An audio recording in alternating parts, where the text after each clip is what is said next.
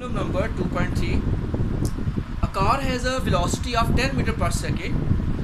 Read the full statement, then you will decide if it is initial velocity or its average velocity. So we can't decide in the beginning that whether it is average, uniform or initial till you read the full problem, full numerical statement. It accelerates at 0.2 meter per second square for half minutes. Find the distance traveled. It means you have to find the distance traveled during this time and the final velocity of the car, and VF you have to find. It means two things you have to find out: final velocity. So clearly the thing become clear to you because he has given to you to find the value of final velocity. It will be the initial velocity.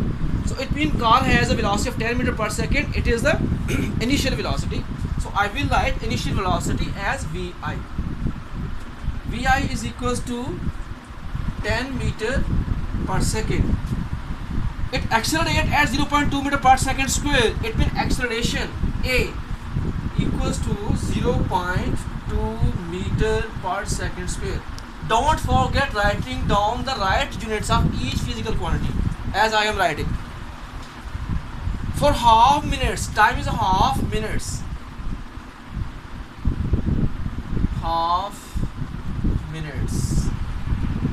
Half minute you can directly write 30 seconds. Clearly there are 30 seconds in half minute. Half minute means 30 seconds. Because in 1 minute there are 60 seconds, and half minute there are 30 seconds. So you can write directly 30 seconds. Find the distance. S you have to find out. 1. And he has asked you two questions. Find the distance traveled during this time, and secondly the final velocity. VF you have to find out. So this is the data.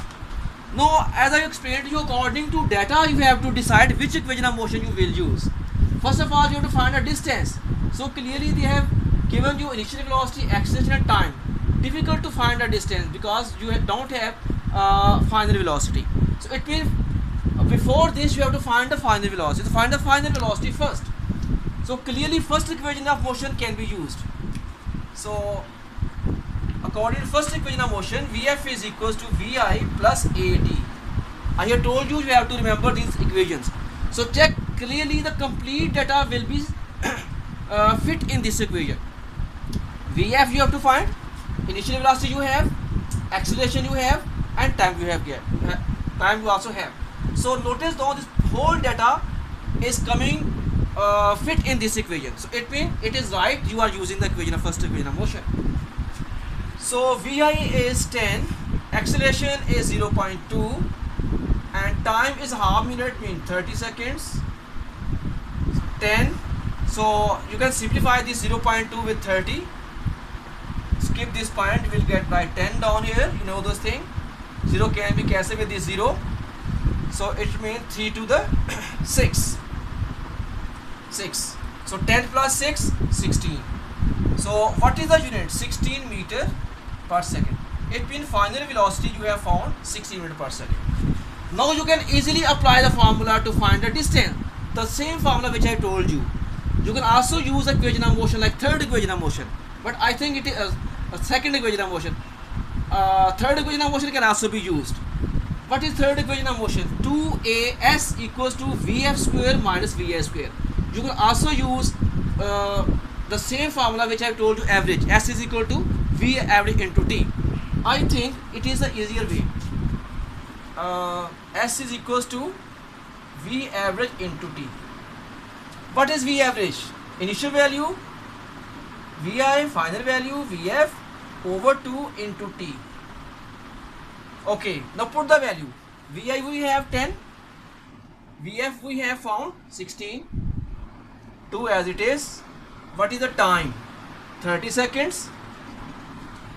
So what you have to find? Distance. So you can easily find from here. 215 the 30. Add this. 10 plus 16 give you 26. 26 into 15. You should multiply what is the answer? 26 into 15. So I think when you multiply 26 with 15, so answer is 390. 390. What is the unit? Because distance is there, meter. Okay students, this is the easiest way I have told you. You can also use second equation of motion because data can be completely fit in second equation of motion. You can also use third equation of motion. I can also prove by using third equation of motion, like I think it's enough, but you can practice by yourself using third equation of motion. Okay, let me explain to you. If I use third equation of motion, 2as equals to vf square minus vi square. I have found the answer. Just for your confirmation, you will notice that the answer will come the same. So what you have to find? Distance A you have 0.2. S you have to find out. Vf square, what is Vf? 16. Square of 16 minus Vi square of 10. So check now, whole data completely fit in this equation, and distance you can find. So I think you can prove this. Square of this, what is the square of 16, what is the square of 10? 100. Multiply this and then find the distance, the answer will be the same. So I leave this part for you to practice it. Okay, now going to 2.4. Next is 2.4. A tennis ball is hit vertically upward with a velocity of 30 meters per second. So you make a roughly diagram. Suppose a tennis ball. A tennis ball is hit vertically upward. It means the tennis ball has been thrown upward vertically, straight. So at this height the tennis ball has been reached. From ground it has been thrown up with a velocity of 30 meters per second, and it takes 3 seconds to reach the highest.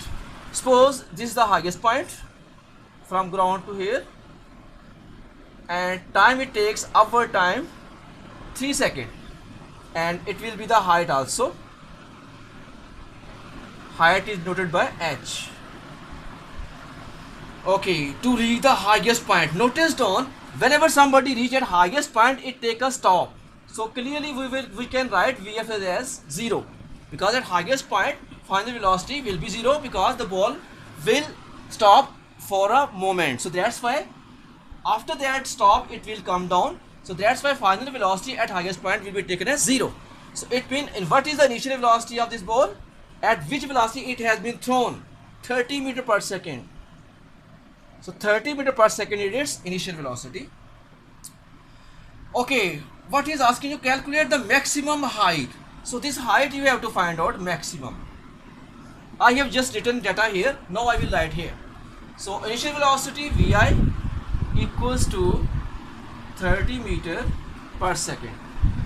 Time it take upward time. You can write here like in short form upward time, which is equals to 3 seconds, and final velocity Vf is equal to 0. So student, I have told you, whenever somebody is thrown vertically upward or whenever somebody falls vertically downward, acceleration due to gravity acts upon it. So as the ball has been thrown vertically upwards, so that's why we will take acceleration due to gravity denoted by g as minus 10 meters per second square. Why I have taken sign minus? Because it has been thrown vertically upward. It goes against the gravity. That's why acceleration due to gravity will be taken as negative. Okay, now what you have to find out? Calculate the maximum height h. You can write short form. Maximum you have to find maximum height, and secondly it will take total time. How long it will take to return to the ground? It means total time.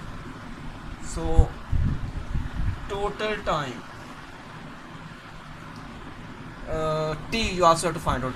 If you denote this t1, then it will be easy to find total time t.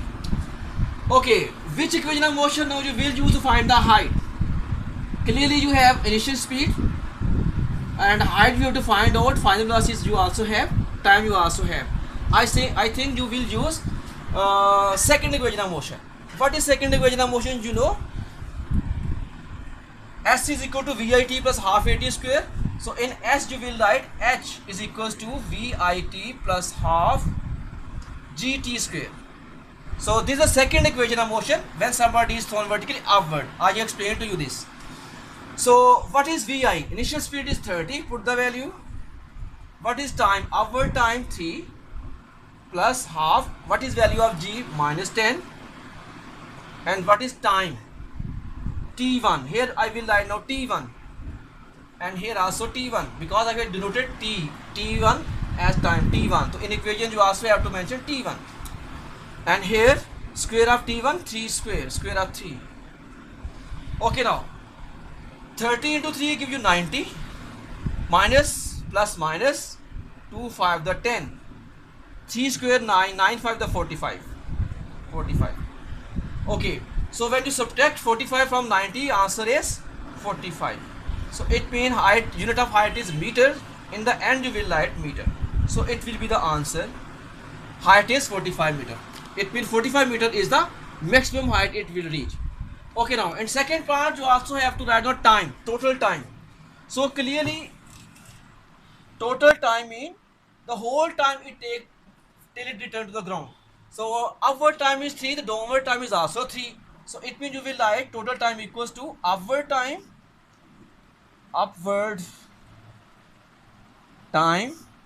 plus downward time. So clearly upward time is also 3, downward time is also 3, because whatever time taken upward, that the same time comes to downward. So 3 plus 3, 6. So this is the total time T, 6 seconds. And hence the answer is complete.